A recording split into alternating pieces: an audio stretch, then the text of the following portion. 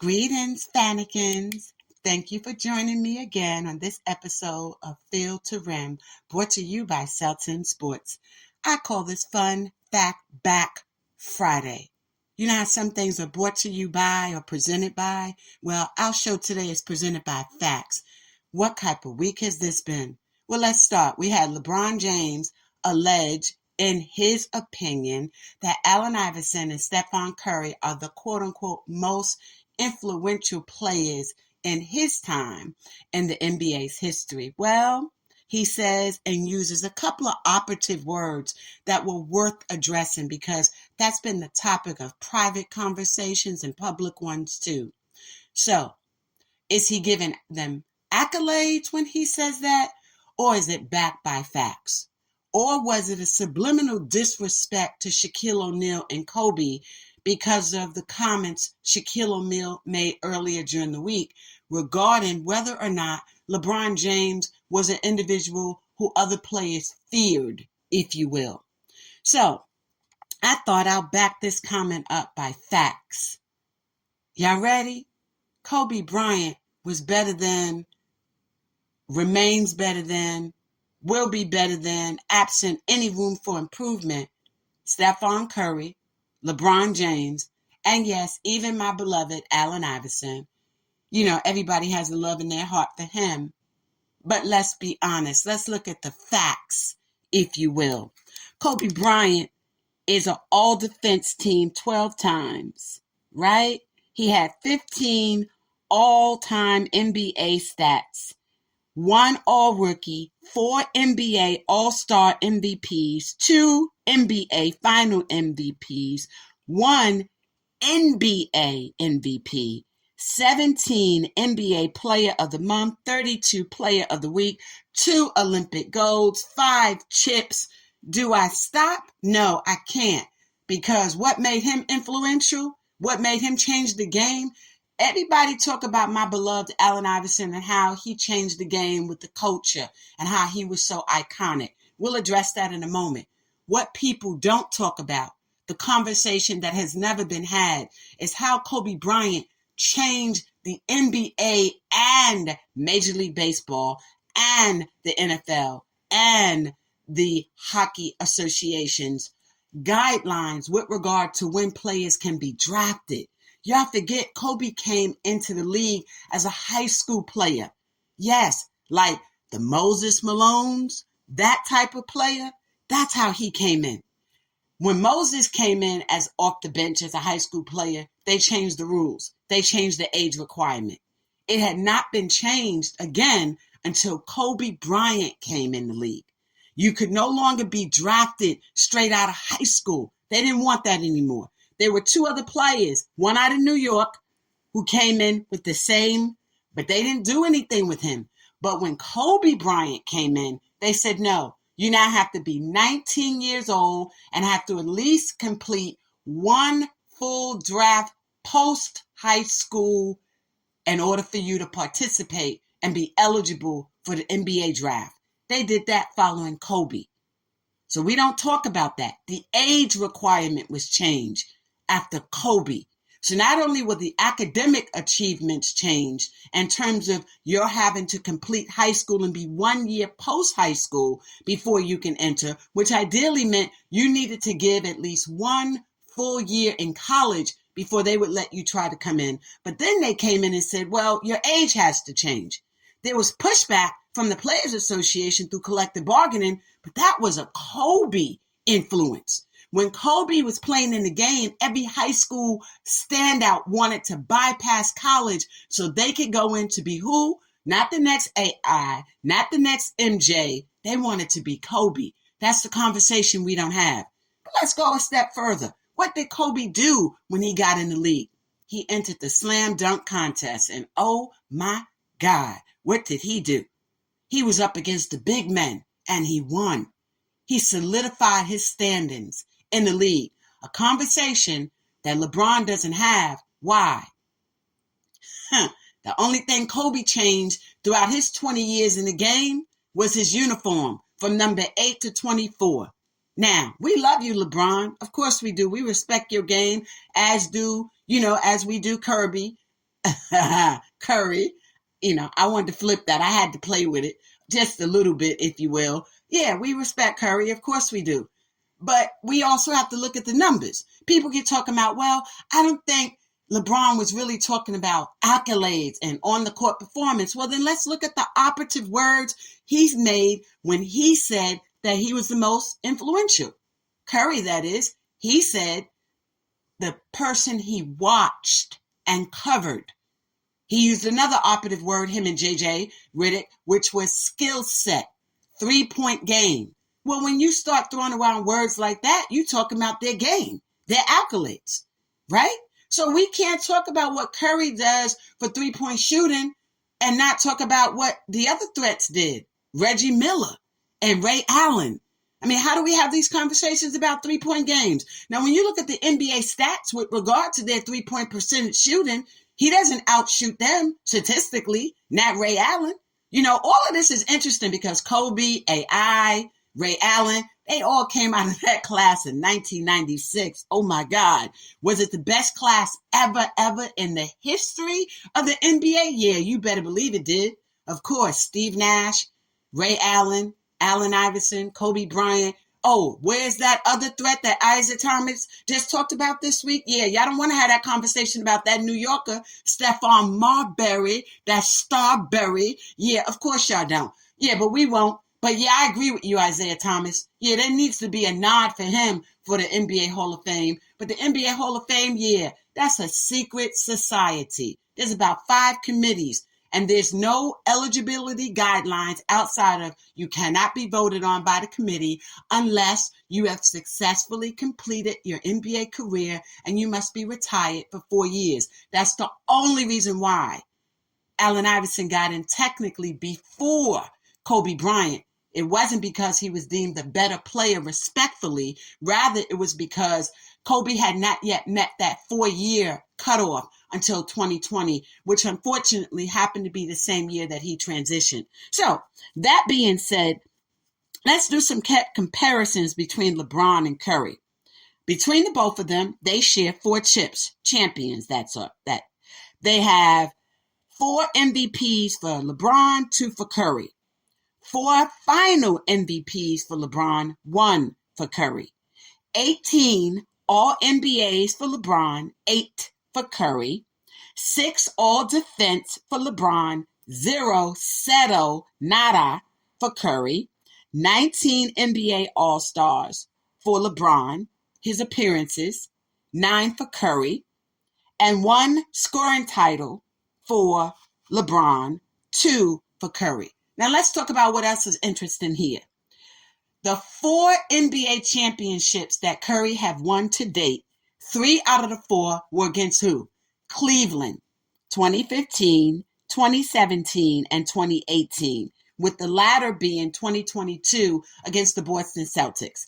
So when we think about the comments made by LeBron with regard to his opinion that Stephon Curry and Allen Iverson are the most influential, if it is predicated upon on-the-court performance and accolades, I respectfully say that would not be accurate.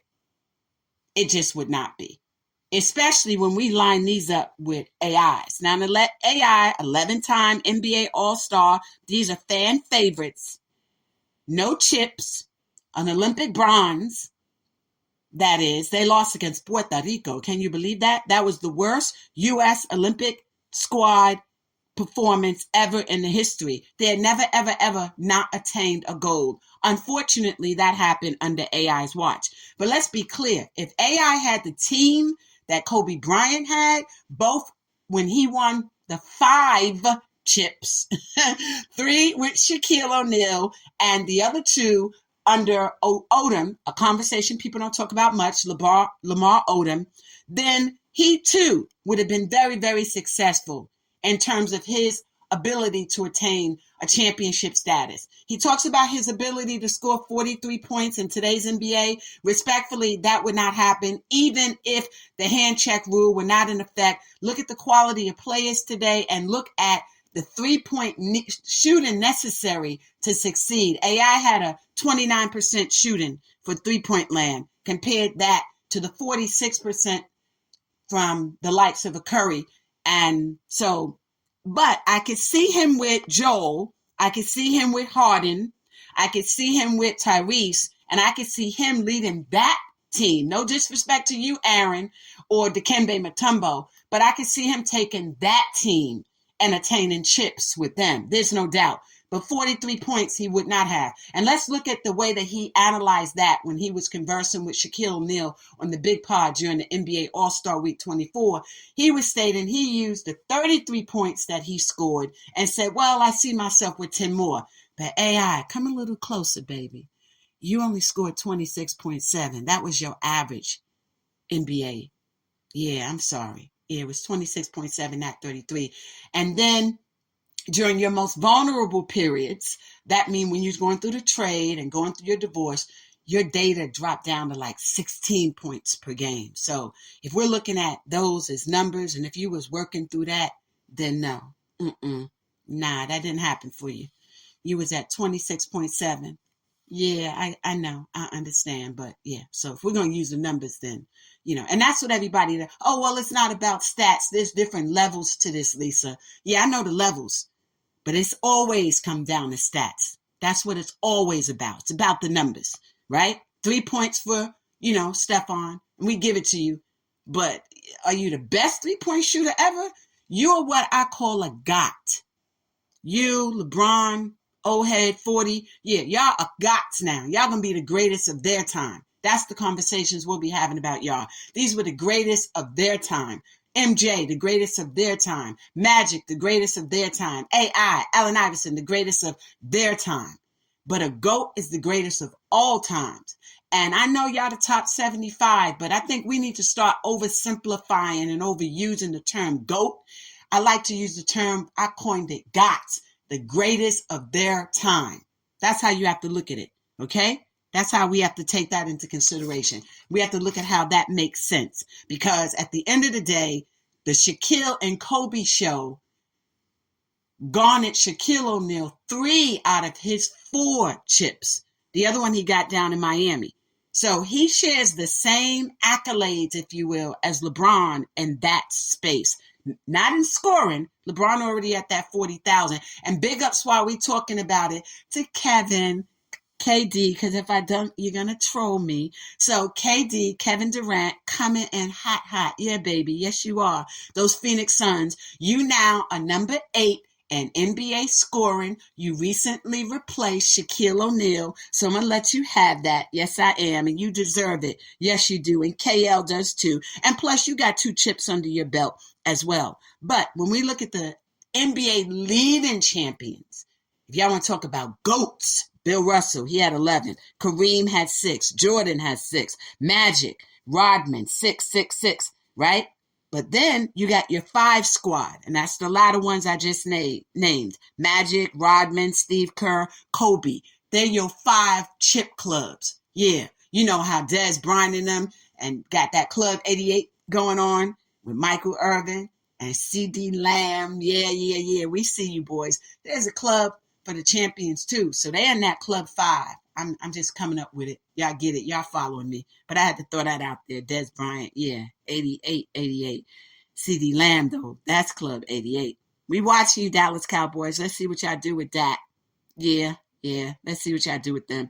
Anyway, that's a different season for a different time. We'll talk about all of that good stuff. Yeah, when that season approach. But yeah, April, I'll be watching y'all for that NBA. No. Not the NBA in tournament. No, we're talking about watching the draft. Yeah, J.J. McCarthy. Is he going to the Giants? I don't know. I think Malik is going to go. We'll see where, Caleb goes. Everybody think he's going to be number 1, first round, first for everything. We'll see how that works out. Different conversation for a different time, but I had to let you know what was on my mind. Had to throw that out there just for a little bit, short period of time. Yeah, but that's Fact Friday. So let's have that conversation. LeBron, were you really saying that you truly believe that Allen Iverson and Stephon Curry are the most influential? When we think about what AI did in terms of his decision, how to wear his hair and what doors that may or may not have opened, Yeah, y'all know I'm producing Wrong Ball, the Allen Iverson Way documentary. Yeah, that's me. So I know a lot in that space too. But is he one of the most influential in terms of on the court performance? He was definitely a threat for somebody under 6 feet tall. Think, what were you? I know you wore the size 6X, but at what, about 160 pounds? He was a threat for a lot of the players there. So is this one of respect or was it about a disrespect, LeBron? And I think we'll leave it at that. Was it about respect to call out those two players over Kobe and Shaq, or was it about disrespect because of the comment that Shaquille made?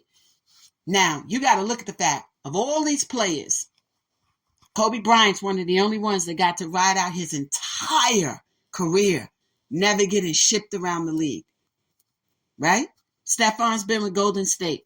LeBron's been on 3 teams. He's been in Miami, Cleveland, and Lakers. And that Lake show is about to come to an end very soon. Very, very soon. Trust you me. He'll probably be in the New York Knicks if Rich Paul could have his way. I don't think he's going to do another year. Even with you, Genie. Bus. Yeah, even with you. Anyway, that's enough on that subject matter for Fun Fact Back Fridays. Now, let me move on to FANiCans. Everybody's asking me, what does FANiCans mean? I got all these 403s hitting me up thinking FANiCans is the new OnlyFans. No, it is not. FANican is a unique type of brand. We're a special type of women's sports fans. That's it. It's not about sex. It's not about rocking and rolling with these athletes. You do what you do. That's not my business. Hello. I stays out of that. But that's not what a FANican is. A FANican is a person who's play, do, go. These are women who play sports or their children play sports. They do sports or sporting activities. Yeah, y'all caught that, do sports or sporting activities. Those sporting activities include, but are not limited to, being the little soccer moms, right? Or softball or little league. You know, they do sports or they play tennis, right? Or pickleball, that kind of do sports or do those kinds of sports, right? Or go to sporting events. Like we're going to the Kentucky Derby. Oh, FANiCans, we in there. We ready. May 3rd through the 4th. Yes. Hashtag KY Derby. Yes. Hashtag horse racing KY. Yes. Hashtag Rolex. Yes. Hashtag bourbon. Yeah. Like Wood Reserve. Yes. Like that type of Kentucky Derby. Yeah. You know, with those pretty hats and pearls. Yeah. Y'all know how we do. Yeah. Those other pearls too. Yeah. Those 16 pearls. Yeah. Y'all already know. Act like you do. Yes. We going like that. Yeah. Sporting events. Yes. Those type, like the Olympics. Yeah. Like London. Yes. Like that. Sporting events. Yes. Yes. Like that type of sporting events. Yeah. Play, do, go. It's not sexual. What you do in your spare time is not my business. But play, do, go is not sexual. FANiCans is not sexual. It's a unique type of brand. It represents the women sports fans. Leave it up to Commissioner. Yeah, y'all know him. Roger. Yeah, y'all know Roger Goodell from the NFL. Yeah, of course you do. That commissioner who knows, statistically speaking, that 47% of the fans for the 150 million who watch worldwide are women. Yes, they get it. They understand it. That's why the NFL has special clubs for women fans. Yes, they do. Hello. So that's what FANiCans are about. We're a new brand. We're from the land of Fanica. Yes, we're FANiCans. We are FANiCans. That's who we are. Hashtag. So stop following me, 403s, with that in mind. We're not our OnlyFans, but our platform is going to be hot. It's still under construction. We had to bring in 4 or 5 different developers to give me what I want for Seltzer Sports. Yes, we did. Because we're going to have private chat rooms, blogging rooms. We almost there. We are almost finished. Seltzer and Sports. Yes, indeed. But in the meantime and in between time, yeah, follow us on Twitter. Follow us on Twitter. People are like, why aren't you on TikTok or IG? Because people don't want their business posted. No, honey. We FANiCans. We play, we do, we go. But we don't record. It's like what happens in Vegas stays in Vegas. Yeah. Like that Super Bowl weekend. Hello. Thank you for joining me today on Fun Fact Friday. We're out.